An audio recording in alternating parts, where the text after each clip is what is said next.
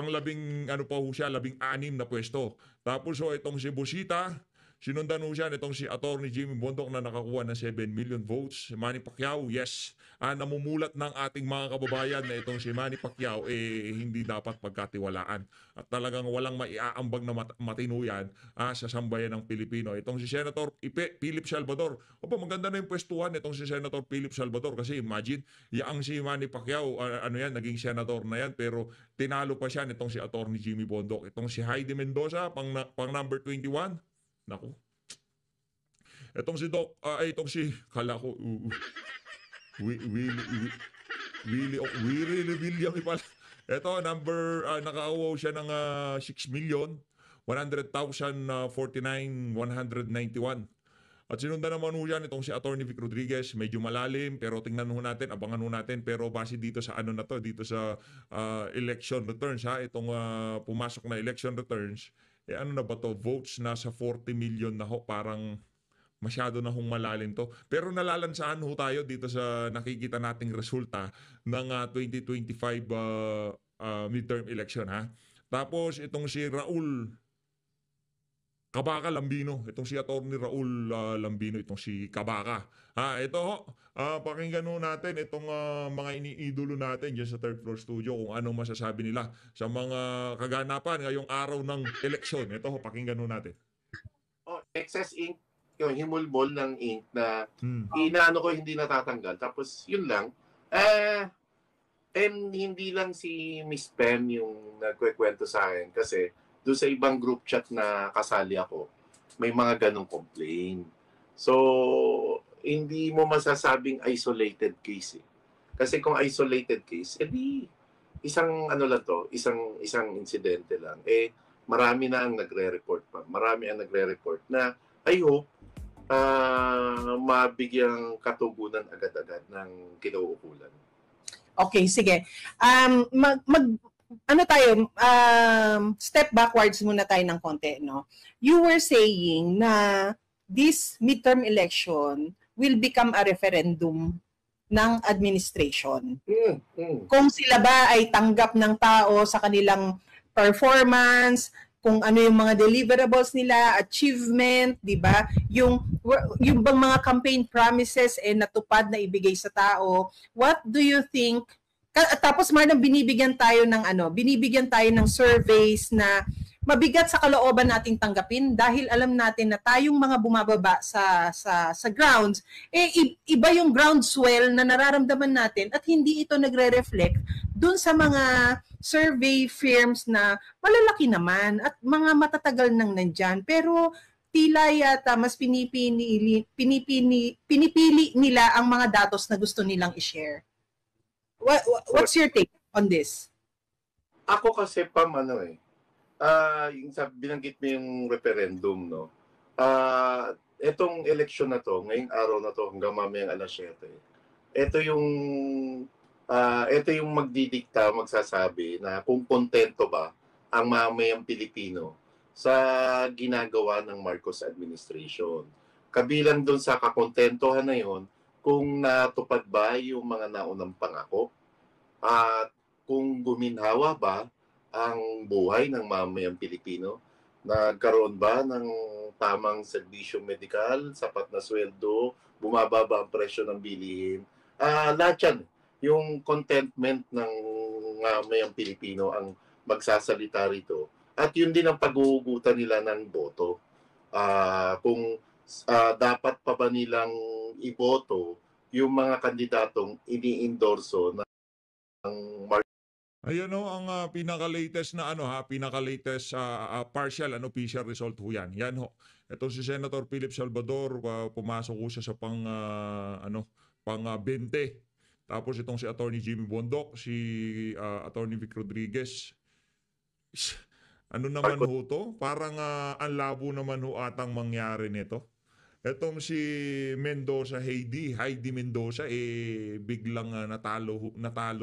Nanguna pa itong si Heidi Mendoza dito kay Attorney Vic Rodriguez. Parang malabo naman ho atang mangyari yan. Kaya medyo nalalansahan ho tayo dito sa mga nakikita nating resulta dito sa dito sa election na to. Administration o yung mga kandidato Ayan o, si Doc Willie Ong, naka 5 million. Itong si JV Hinlo, Luke Espiritu. Na iniendorso naman ng Pangulong Unbelievable. Rodrigo Roa Duterte na hindi malayong maikumpara kasi alam na alam natin na sobra layo talaga ng pamamahala ng Duterte admin sa kasalukuyang pamahalaan. Ano sa tingin mo yung impact nung March 11, 2025 sa magiging resulta ng ating midterm election? Sobra. And we all know that March 11 was the day Tatay Digong was kidnapped. Sobra. Nagalit ang taong bayan. Nagalit dahil hindi na sila naawa doon sa matanda. Nagalit dahil hindi nila binigyang respeto, pagkilala ang pagiging mabuting pangulo ng isang Tatay Digong. Nagalit dahil kitang-kita na ang kawalan ng utang na loob ng gobyernong ito na sa kabila ng ilang pangulo ng Pilipinas ang pinakiusapan nila na ihimlay sa libingan ng mga bayani ang si Marcos Sr., bukod tanging si PRRD lamang ang pumayag para mailibing sa libingan ng mga bayani ang tatay ni Marcos Jr. Tapos ito pa ang sinukli nila at isa pa sa nakakadagdag galit ng mamayang Pilipino, pati nga mga uniform personnel na rin Pam. Dahil alam ng mga uniform personnel na si PRRD lamang ang nagbigay ng mataas na sweldo sa kanila, yung mga benepisyo. Tapos ito pa ang isinukli ng ilang mga opisyalis ng pamahalaan na humihingi ng direktang dikta at utos mula sa palasyo ng Malacanang. Actually totoo yan no Marlon, pero yung event ng March, yung unfortunate event ng March 11, 2025 no Marlon, did you see a big change in VP Sara naman? Kasi you have to remember last year she said na yung nung nag-file ng mga candidacy nung October last year, tama? October. Lagi niya sinasabi na hindi siya mag-i-endorso. But after March 11, after nakidnap ang kanyang ama, what do you think changed? Nagpupuyos sa galit, Pam, at hindi lang rin si Vice President Sara Duterte ang nakitaan natin ng matinding pagbabago. Nakitaan din natin ng matinding pagbabago si Davao City Mayor Baste Duterte at tigit lalo nakitaan din natin ng masabi ba natin pagbabago o nagulat tayo sa ipinakita ng isang Veronica Kitty Duterte. Actually, makikita natin na talagang Ito, tingnan doon natin itong sa mismong website ang pumapasok na ho ng mga election returns nasa 68.76% na ho. Punta ho tayo dito sa national. Sa national itong si Senator Christopher Bongo nangunguna pa rin ho na nakakuha ng 23,800,000. Sinundan ho siya nitong si Bam Aquino. Tingnan ho natin dito sa mapa. Ano ba itong mapa na to? Kung aling mga lugar na ang pumasok, yun ba yun? Hindi. Tapos dito sa party list, Akbayan, nako, itong si Jokno. Akbayan at itong Duterte to, pumapangalawa, tingog party list, 4 piece. Ito na nga ba sinasabi natin, until now, di pa rin educated ang ating mga kababayan na ang mga party list na yan, pagka narinig nyo yung mga 4 piece, hindi naman ho yan yung programa na nanggaling dyan sa DSWD. Kaya dapat itong mga ganitong pangalan, misleading to. Kumbaga, ginagamit nila yung mga proyekto ng pamahalaan dyan sa mga party list na yan para kaagad meron ng name recall kung tawagin. Tapos itong si Erwin Tulfo, 15 million. Itong si Pangilinan Kiko. Itong si Lacson, Congressman Rodante Marcoleta, linamangan na ho. O isipin nyo naman ho yan mga kababayan, paano ho kayo maniniwala sa mga survey ha? Ito ho si Lacson, ito ho si Congressman Rodante Marcoleta, pero doon sa mga naglalabas ang survey ng SWS, hindi man lamang ho natin makagilap sa number 7, itong si Congressman Rodante Marcoleta. Kung doon sa mga naunang survey, nakita ho natin itong si Senator Philip Salvador, ngayon ho nawawala na ho siya dito sa top 12. Dati nakikita natin siya sa top 13. Kaya naman talagang nalalansahan ho tayo dito sa dito sa resulta. Mga nakikita nating resulta diyan sa 2025 election. Punta ho tayo dito sa local. Ha? Ang tingnan mo muna natin itong Manila kasi nandito ho yung karamihan sa mga palco dyan sa House of Representatives. Itong si Yorme, talagang landslide ho siya, palakpakan. Isa ho sa mga talagang gusto nating manalo yan dahil yaang si Hani Lacuna, aso ho yan, itong si Tambaluslos. Tapos itong si... Kaya ano ho meron talagang problema itong election na to, sa totoo lang. Karamihan ng bumoto dito kay Yorme, yung mga dala-dala niyang kandidato. Halimbawa, sa councilor, hayaan na ho natin yan. Hayaan na ho natin yan, okay? Ito, anak siguro ni Dumagoso to.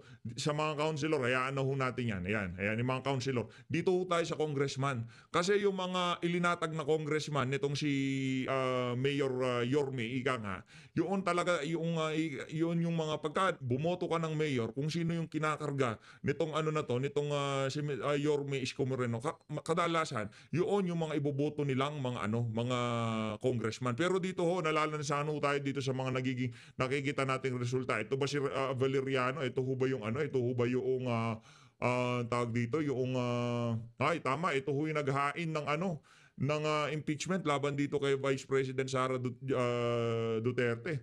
Oh. Dito naman ho, itong si Joel Chua, nangunguna ho siya. Nangunguna ho siya sa kalaban niyang si Apple Nieto.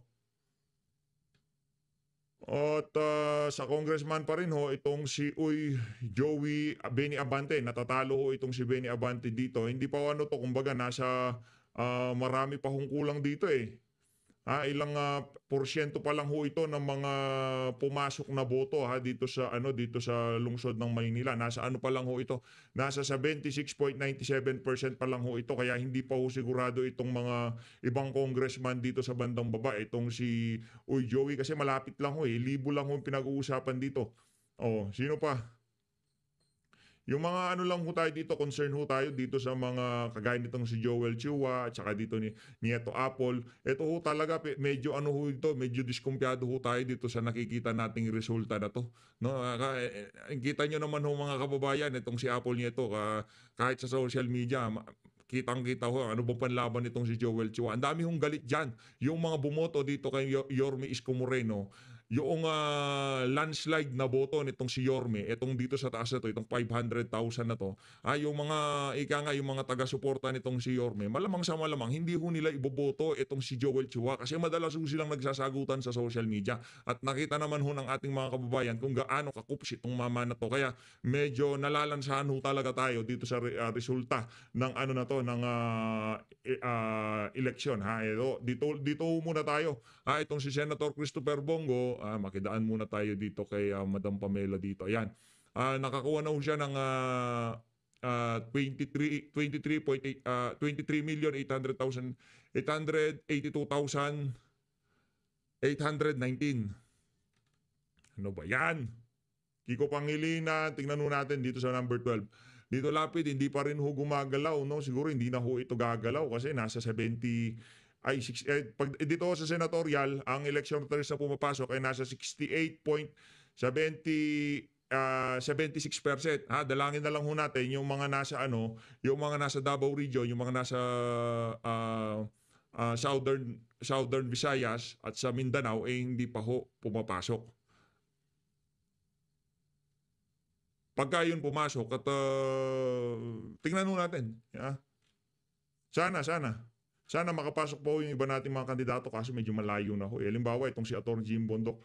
Ano ba yung itong si Atty. Jimmy? 9,300,000. Itong si Lito Lapid, 11 million.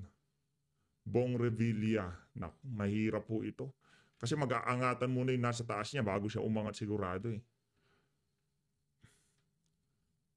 Revilla Willie, hindi makakapasok to, masyado nang malalim. Pati itong si Atty. Vic Rodriguez, tagilid ho tayo dito. Atty. Raul Lambino, itong si Tolentino. Itong si Tolentino, linaglag ho talaga ito ng alyansa, sa totoo lang. Linaglag ho ito ng alyansa.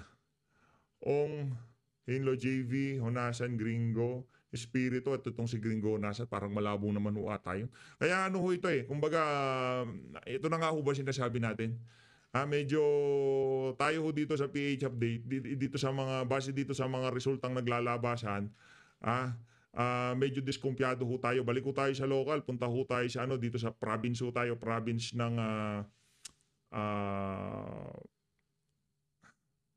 asan na ba yung ano? Batangas. Tingnan ho natin dito sa Batangas. Sa Batangas. Governor si Vilma, nangunguna ho ito si Vilma, tapos doon ho tayo sa mga ano, mga congressman, Leviste, Luis Trajinki, nako. Gumana yung ano, gumana yung mga ayuda nitong si Luistro. Yung strategiya ho nila talagang gumana, ika nga, gumana. At yung ano, hindi pa ho natin alam kung ano ba talaga ang mga anong nangyari dito. Si Abu, wala, 660,000 lang siya. Itong si ano, ganyan ho kalabuya ang ano na to, itong mga ano na to, itong mga congressman. Ang iingay ho nila, minsan hindi man ho sila umabot ng 200,000 boto, ha?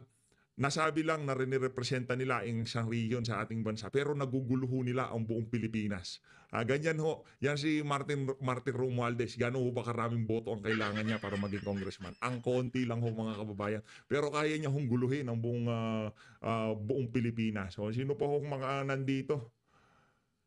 Leviste Mark, Burgos, Umali, Rector Ryan Christian. Punta ho tayo dito sa ano, balik ho tayo dito sa national, tapos tuloy ho natin yung mga banat nitong ating mga iniidolo diyan sa third. Nalantay sa kanyang mga dugo ang pagiging isang Duterte. Actually, Marlon, I don't know kung nakapag-monitor ka na nun. Medyo nababaran ko kanina kasi using my phone, no. Nagkaroon ng press conference at na-restream ko pa pala. Nagkaroon ng press conference si VP Sara. Sa Davao bago siya bumoto, or I don't know kung bago siya bumoto o after na siyang hindi, bago. Kasi parang wala pa siyang ink sa kamay niya. I don't know. Where also she was asked ng isang reporter na tungkol kay Kitty, kay Veronica Duterte, no, sa bunso nilang kapatid. And she said na she was also surprised na yung bata nakakitaan niya ng confidence doon nung sila ay magkasama sa The Hague. Kasi daw, it started when nung pagkalabas nila doon sa detention room ni Tatay Digong, no, na sinabi niyang, samahan mo ko doon sa mga tao nga na nag-aabang sa kanila.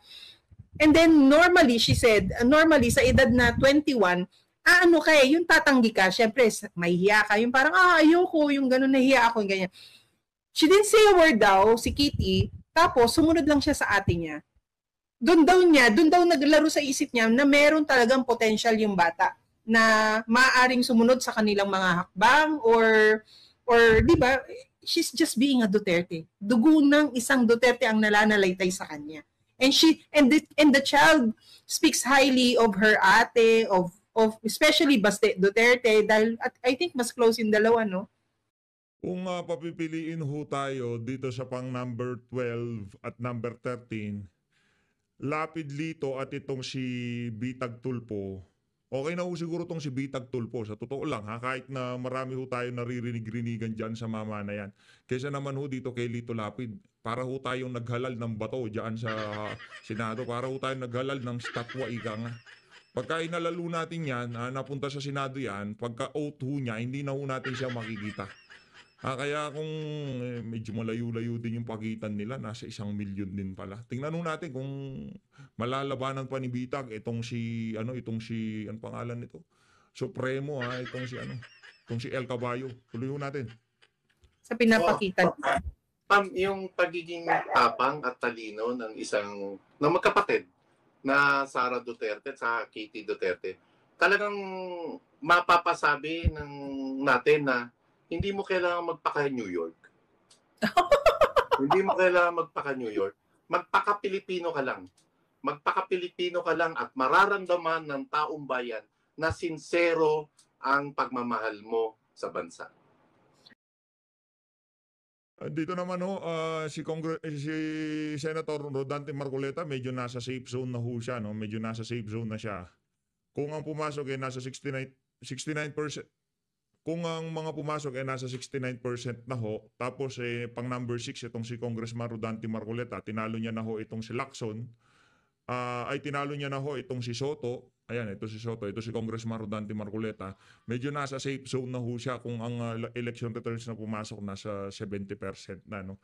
Hindi na ho siya maaalis. Nasa safe zone na, nasa number 7 na ho itong si Kong Dante. Pero yung iba nating mga kandidato, hindi ho ganun kaganda ang lagay nila. Itong si Senator Bato de la Rosa, itong si Senator Christopher Bongo, itong si Senator Bato, ano na ho yan, kumbaga kahit na anong mangyari, hindi na ho sila mawawala. Ika nga, pasok na ho talaga sila sa banga.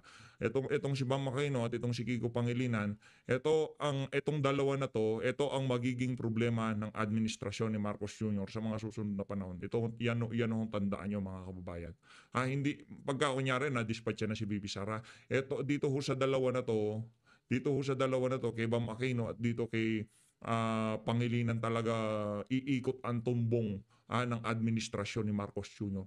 Ano ho yung mga yan, binigyan ho nila ng momentum itong mga dilawan nito. Akala ho siguro nila na ganun-ganun na lang. Pagka na-dispatch na si VP Sara, talagang ang tawag doon, they will live happily ever after. Wala hong ganun sa mga dilawan na yan. Mga traitor ho yung mga yan. Palibhasa, nung unay talagang away ho yung dalawang paksyon na yan. Bigla ngayon, ganyan na nangyayari. Di ba, ang labo? O kayo muna, mga idolo sa third floor. Totoo, no? Diyan, pumanig ka lang sa tama, tama ka. Kasi hindi mo kailangan mag-arkitekto ng mag-craft ng kung ano-anong kwento sa utak mo na later on Itong si Senator Amy Marcos, ayan ho siya, pang number 11. Actually, hindi pa ho siya dito. Ika nga, hindi pa ho. Itong mga nasa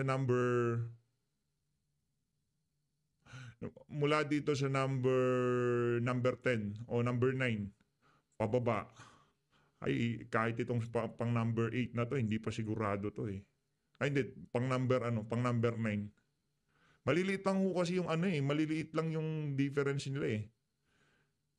Ito nasa 1 milyon. Itong mga nasa tatlo na to, number 10, itong 12 million, itong 11,900,000, itong dalawa na to, inendorso ni VP Sara. Sila ngayon nag-aaway pa sa number 10 tsaka number. Na sila, pasok na kaso, yung layo ho nila dito sa dalawang kandidato ng pang number 12 at number 13, medyo sila, medyo malapit ika nga.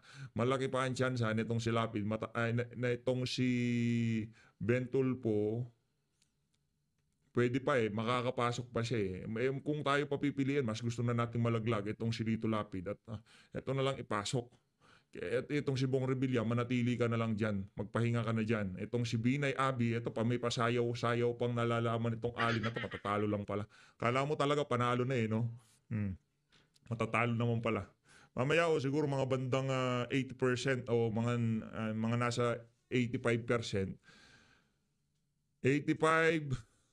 Pagka umabot na ng 90% tapos nakita natin ang figure, siguro masasabi na natin na talagang hindi nagagalaw. Kakalimutan mo lang.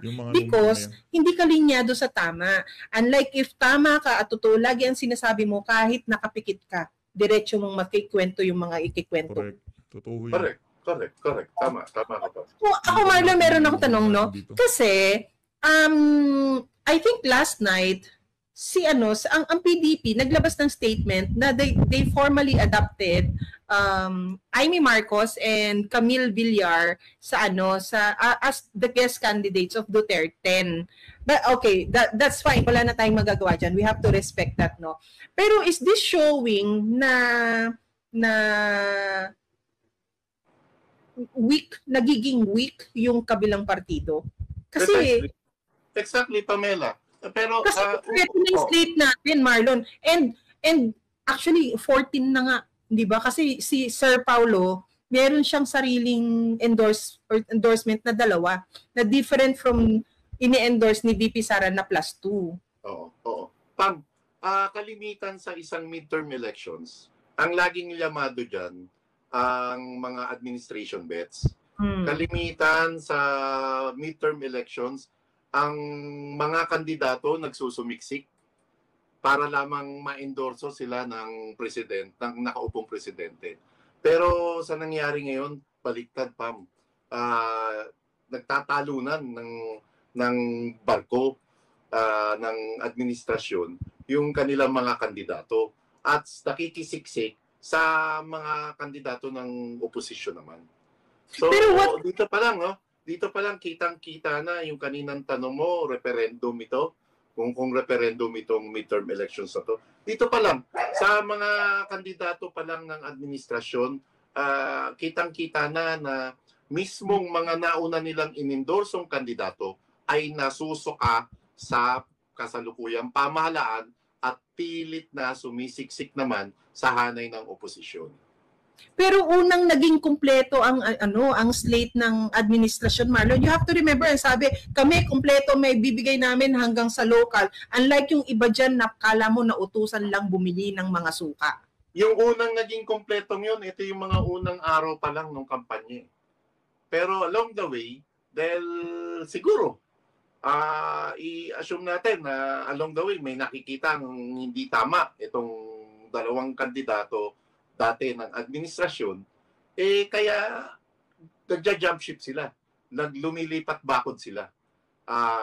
At inaabandona, hayagan nilang inaabandona yung ticket ng administrasyon. Kasi in how many hours left, Marlon? No, it's already 5:30, no? 6:37. In an hour and a half, sakto ba nagsasara ng 7 o'clock or ine-extend pa yan? Sa tingin ko naman sakto, madidelayed lang ng mga ilang minuto. Tapos the results will start to come in, no? Hopefully. Ang pagkakaalam ko, unahin yata yung mga overseas voters, tapos yung absentee voters. And katulad na sinabi ko kahapon, Pam, interesting yun. Alam natin ang OFW votes, pabor na pabor sa Team Duterte. And ito, personal nating naririnig to sa ilang mga opisyalis ng PNP at AFP na ultimo ang mga absentee voters mula sa hanay ng kapulisan at kasundaluhan ang namamayagpag doon. Ito yung Team Duterte. Sa tingin mo maraming tagahanga ron si Attorney Vic Rodriguez. Actually, no, ano naman yan Marlon, first hand nating naririnig, first hand din natin silang nakakausap, di ba? And nakikita mo kasi ang isang tao kung binobola ka, Marlon, no? Yung mga pagkakataon na itong mga taong to ay nakaharap natin, unang-una, hindi ka lalapitan yan para mag-express ng kanilang suporta sa'yo kung hindi ka nila gusto. Pero the mere fact na binabaran ka, inupuan ka, kinausap ka, nakipagkamay sa'yo, at alam mo yon, abot kamay ang kanilang talagang pagsaludo and all. So that is very telling na yung suporta, na merong silent majority. Can we say that? Tama. Kasi Pwede. Ang mga uniform personnel, Marlon, parang lagi silang sinisikil na hindi sila pwede mag-express. Dapat doon lang sila sa side ng administrasyon and all. So, I think dyan pumapasok yung, may term ka na hindi protest vote, emotional vote? Emotional vote, Yes, dyan lalabas yan Yung paninikil nila sa'yo, parang ilalabas ko dito sa balota ko. Ito ho, may base dito sa ating nakikita na to dito sa Davao region halos yung iba sobra sa kalahati pa lang ho yung mga pumasok na mga election returns, no, kaya meron pa ho sigurong chance nasa 50% pa lang kaso ang problema ho, nakita na rin ho natin kung gaano makarami yung mga registered voters dito sa mga lugar na to. Konting-konti na lang ho siguro magiging galaw nung mga nasa baba. Kung aangat man sila, abangan na lang ho natin mga kababayan. Nasa pa lang, halimbawa dito sa Davao Occidental, nasa 57.82% pa lang ho yung mga election return na pumapasok. At sa Davao de Oro naman ho, nasa 54.62% pa lang ho. Medyo madami-dami pa ho yung kulang, no? Bali yung karamihan ng kulang nasa bandang Mindanao. Davao del Sur nasa Davao del Sur nasa 68.72% na ho. Na ho muna natin itong mga sa Davao, tingnan ho natin City of Davao. Dito sa City of Davao nasa 74% na ho, 73.49%.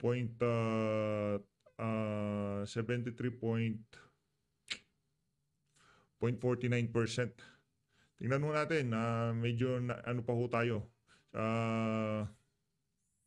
Sana no, medyo tumaas pa ho yung iba nating mga kandidato, lalo na yung talagang mga nasa ano nitong si dating Pangulong Rodrigo Duterte. Pero yung mga inendorso ng PDP laban, yaang si Camille Villar, itong si Congressman Rodante Marcoleta, itong si Senator Bato, Senator Bongo, Senator Rodante Marcoleta, Senator Camille Villar, 4 na ho yun. Itong si Amy Marcos, wala naman yun. Hindi naman tayo sigurado dyan na alin na yan. Diba? Kaya kung mapasok man yan, pagka napasok yan, tingnan na lang natin kung ano gagawin niya. Pero sigurado tayo, magpaparinig lang ho yan. Yung ginawa na lang ng PNP dun sa KOJC, higit lalo yung ginawa ng PNP kay Tatay Digong, majority sa mga mabababang ranggo sa kapulisan ang nagagalit, naghihimutok at naiinis kung bakit ganun ang ginawa ng kanilang pamunuan. Ang masaklap lang, wala silang magawa dahil lumayo na ho ang agwat nitong si Lapid at nitong si Bitag Ben, no? From ilang daang libo lang ngayon. Nasa 1 million na ho yung ano nila, yung agwat nila. No, pero kung tayo tatanungin, Lito Lapid, kung talagang wala, yan magiging resulta nitong ano na to. Nitong election na to. Actually patapon ho lahat ito eh. Itong si Lapid, Tulfo, at itong si Revilla, wala ho ito, patapon ho ito para sa atin, no. Ito pa lang, nandito pa lang sa pang number 17. Tingnan ho natin kung magkakaroon ng changes dito sa sa mga susunod na oras, dahil ano pa lang ho ito eh. Nasa 70%, 70.8% na ho, 70.08% na ho ang mga pumapasok na election return. Ha?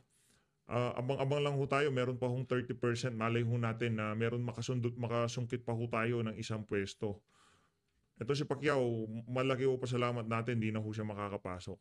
Pero itong si Attorney Jimmy Bondoc, sana.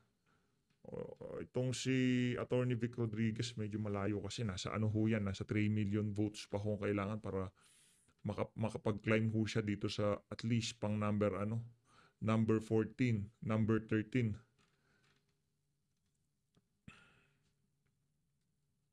Hello JV, malalayo na ho itong mga to.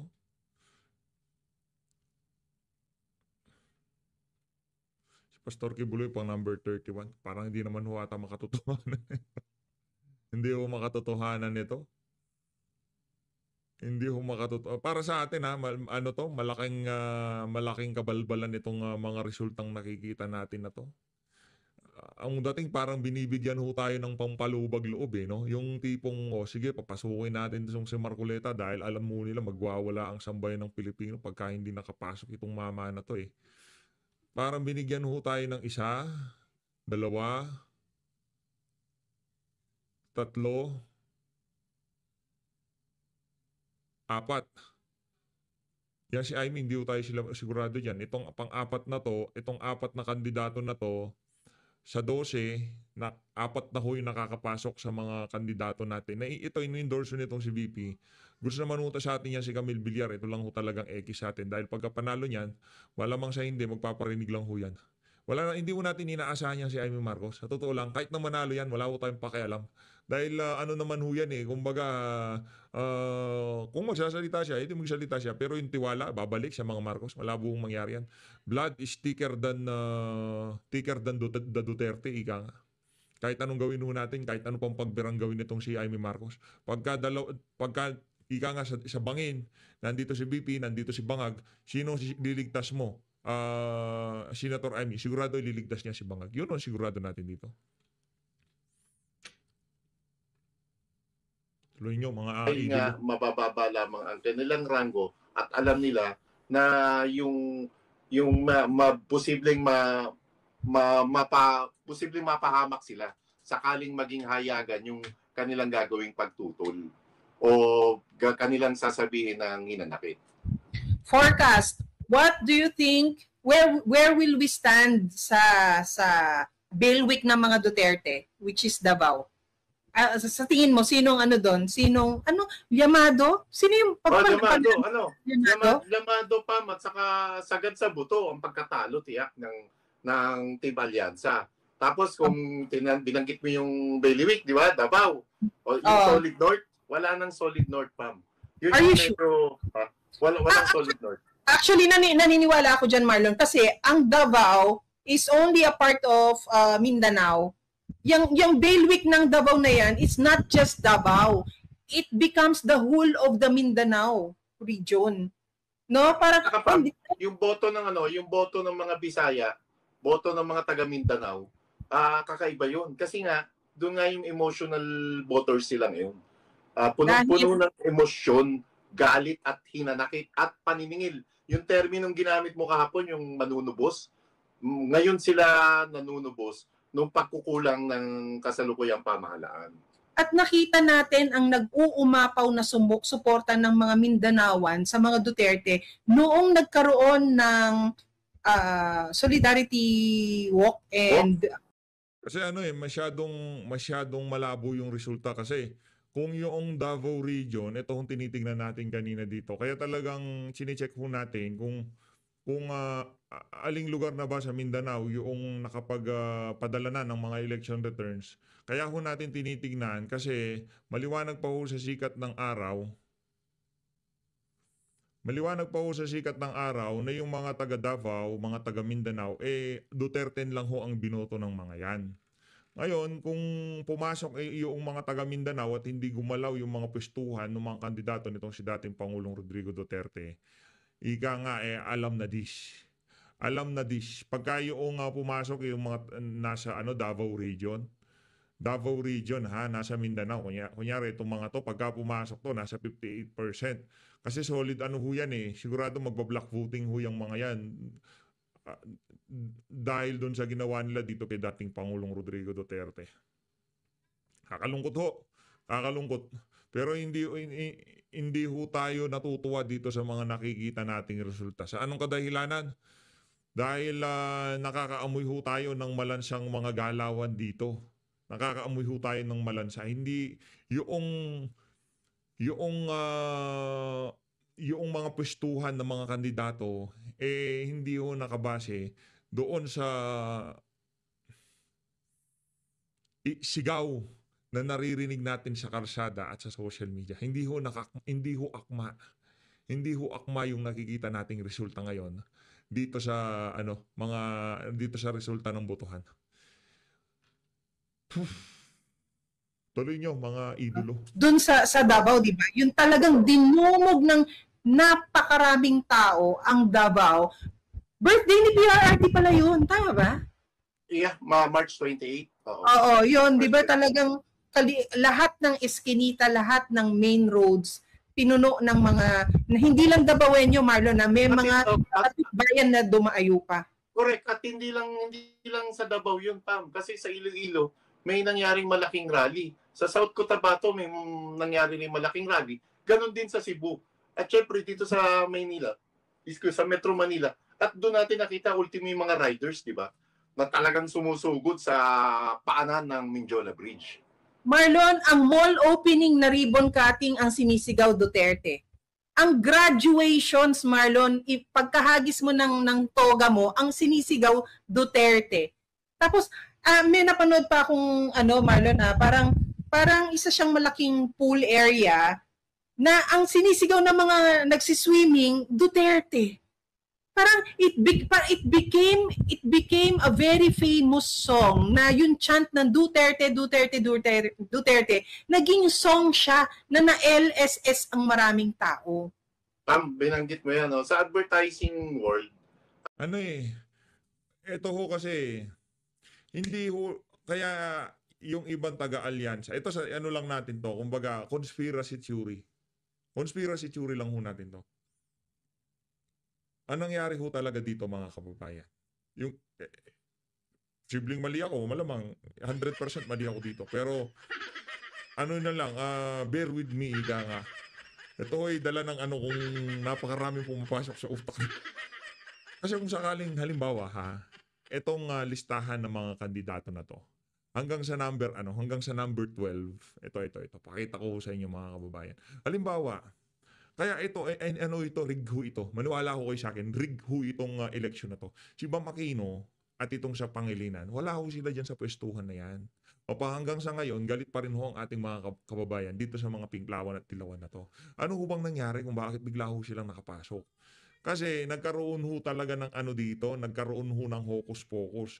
Yung ibang mga kandidato ho nila, hindi ho nila pwedeng ilagay dito sa pwesto nitong si Bam Aquino at nitong si Kiko Pangilinan.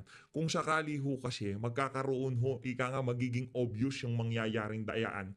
Kung sakaling yung mga kandidato na yon, bigla makakapasok lahat o majority ng mga taga-alyansa makapasok sa Magic 12 ngayong 2025 midterm election. Kaya kailangan merong makapasok na dilawan, pero alam naman ho natin at hindi lingid sa kalaman ng sambayan ng Pilipino na nagkaroon na ng sabuatan sa pagitan ng mga alyansa, mga loyalista nga at dito sa mga dilawan at mga pinklawan. Ano ho yung kumbaga conspiracy theory, kung sakaling mandaya sila na ilalagay nila lahat ng mga taga-alyansa, masyado silang magiging obvious. Paano kung humugot sila dito sa mga dilawan na to, na kung saan ay meron na napag-usapan na i-impeach itong si VP Sara? Para hindi maging halata na talagang, di ba? Laglag na yan si Abalos, laglag na yan si Revilla. Di ba? Ano hong nangyari ngayon mga kababayan? Bigla itong si Bam Aquino, nagpangalawa ho siya. Ano bang nagawa nitong si Bam Aquino? Itong si Boy Pagpag, ano ho bang ginawa? Ang gagawin ho ni Bam Aquino at nitong si Kiko Pangilinan pag nakapasok sa Senado, wala ho silang gagawin kung hindi manggulo. Wala akong gagawing matino yung dalawa na yan. Yang si Boy Pagpag, magpapagpag na magpapagpag. Yan ang sinisigurado natin. Tuloy nyo mga idolo. Pagka ganitong campaign, pag ang jingle mo, campaign jingle mo ay LSS o Last Song Syndrome, yung mga tao, iba impact nun. But mas mabigat na impact pag yung mga bata na ang nagsasabi niyan. Ibig sabihin, yung mga bata na mismo ang may LSS, yung nalalasong syndrome. At alam mo yan, sa mga motorcade na pinuntahan natin, ultimo mga batang paslit nagsisigaw ng Duterte, di ba? Sa mga motorcades po na meron kaming mga pinuntahan, meron kaming bukod tanging mga candy na nakabukod para sa mga batang ang tawag doon, nagcha-chant. Meron lang ako kapatulan dito si Glosher, no? Ang tsaka mo, Pam, parang mas tsaka ka. Kaya dyan ka sa pagiging... Naku naman, huwag yung tawaging tsaka yan si Mampam. Pag nakita yung personal yan, kamukha ho niya si Joy Jimenez. Ano lang ho yan, nagbabalat kayo lang ho yan. Hindi naman ho talaga ganyan. Kumbaga filter lang yan, maniwala ho kayo sa akin. Blooming ho yan, napaka-kinis at napaka-bait pa. No? Yan si Madam Pamela. No? Yung mga nagsasabi na yun, baka inggit lang kayo kay Madam Pam. Huwag mapatulan, Madam. Ban. Huwag mo nang pansinin yan, Pamela. Okay lang. Tingnan mo, si Glosher ang sabi sa akin, tsaka ako, si Bien Requitilio naman ang sinasabi, ang ganda mo talaga. Iba-iba talaga ang taste. Yan ang pansinin mo, Pamela. Yan na, Bien, baka naman, Bien. Baka Maraming naman, Oo nga.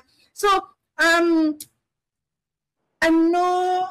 ikaw Marlon, kasi gamitin na natin salitang veterano because being a veteran, Pamela, pinapatanda mo ako. Nag-cover lang. No, does it speak of age? Kasi for me, ang pagiging veterano, yung pagiging skilled mo sa ginagawa mo. Dahil matagal ka nang nag-cover ng mga ganito, Marlon, no? Ano sa tingin mo yung kakaiba dito sa campaign period na to? Ang dami. Kumpara sa mga maraming campaign. Ang dami. Yung landscape, ibang-iba. Ito, ngayon lang natin to ihahayag sa mga katetet kay Epo natin. No? Alam nyo ba ang campaign team ni Atty. Vic Rodriguez? Yung comms department, particular yung comms, yung maliit lang yung team natin, Pam. Wala kaming ginawa kahit isang press release. Wala kayong nakita sa amin na may pinakawalan kami na press release o photo release. Wala po. Yun lang, ibang-iba yun. Kasi traditionally, at may gumagawa pa ngayon niya, may nakikita ko kahit doon sa mga kasama natin sa PDP, may nilalagay pa na mga PR nila.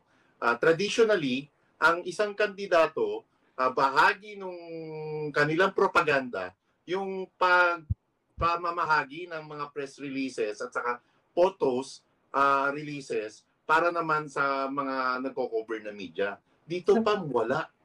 Sa traditional media. At ito yung landscape, ito yung kakaibang landscape pa na halos hindi ang kandidato na katulad ni Attorney Vic Rodriguez ang umahabol sa mainstream media para lamang interviewin siya. Hindi. Pag hindi ka bet ng isang Attorney Vic Rodriguez, hindi ka papansinin. Kasi kalimitan, Pam, traditionally, pagka ganitong eleksyon, ganitong halalan, nagkukumahog ang bawat kandidato, ma-interview lang sila ng media. Uy, ayusin mo yung... Bayad pa. Iba nagbabayad pa. Sinasagot nila yung eroplano, hotel, para lamang samahan sila ng media. Pero dito, wala, kahit isa, wala tayong binayaran ng media. Sandali lang, ayusin mo yung sinabi mo, pag di ka bet ni Atty. Vic Rodriguez, hindi ka papansinin. Kasi, sa traditional way, Marlon, ang nilalap... Congratulations dito kay dating Pangulong Rodrigo Duterte. Talaga hong landslide. Palakpakan ho natin ang mga taga Davao City. Napakagandang regalo ho niyan kay dating Pangulong Rodrigo Duterte. Ngayon pa lang kinocongratulate ko na ang mayor ng Davao City. Itong si dating Pangulong Rodrigo Roa Duterte. Palakpakan ho natin ang mga kababayan natin dyan sa Davao City. Sure win na ho yan. Tapos na ho 73% na ho yang pumasok mga ER diyan sa local election diyan sa Davao, diyan sa City of Davao. Nangunguna ho itong si dating Pangulong Rodrigo Duterte na nakakuha ho ng 617,123 votes. At itong si Mayor Baste Duterte, sa kabila ng mga dayaang nangyari sa eleksyon, hindi ho talaga nila pwedeng basta-basta madaya itong resulta kasi magwawala ho ang mga Davaoenyo. Ito ho ang testamento na kung saan yung ginawang pagdukot, pagkidnap kay Tatay Digong diyan sa papuntang Dahig, Netherlands, napakalaking kalokohan.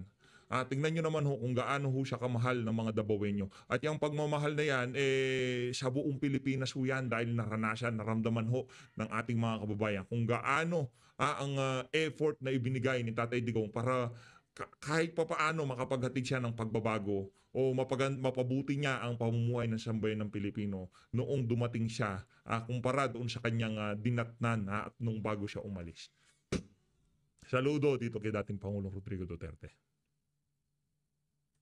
Tapitan lang ng mga mainstream media, alam nila kung sino yung pumapalo sa survey. Dito naman, alam natin at maraming beses natin na experience na talaga pinaparamdam ng traditional media na isa ka lang langaw sa pader. So naramdaman natin yan. That's why nung campaign natin in 2022, we changed the landscape of mainstream media na ang binigyan natin ng pansin noon ay yung mga tinatawag na maliliit na influencer or micro-influencer, but not necessarily na hindi sila pinansin. But we dictated the narrative. Ganito yan. Ibig sabihin na hindi ka bet. Pag alam ni Attorney Vic na ang pakay mo, isa kang mainstream media, ang pakay mo, kunan lang siya ng soundbite na ikakakanal niya, ba't siya sa patibong? Correct. Hindi, maraming mainstream media na kargado yung mga tanong. Maraming Correct. Mainstream media na i-interviewin lang ng isang kandidato para lamang makanal nila yung isang kandidato na may napapabor sa naratibong gugustuhin ng mga amo nila at mga boss nila.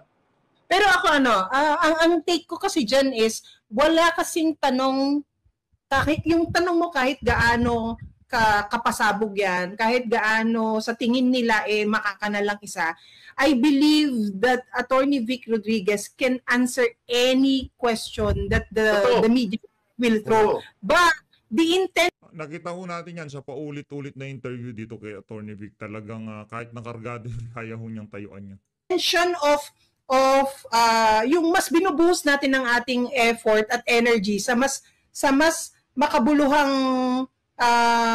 channel is because we want to really put out there kung ano yung naratibong mas diretsong alam niya. Hindi yung naratibong lalaruin at kakalikutin lang ng mga minsan mapagsamantalang mainstream media.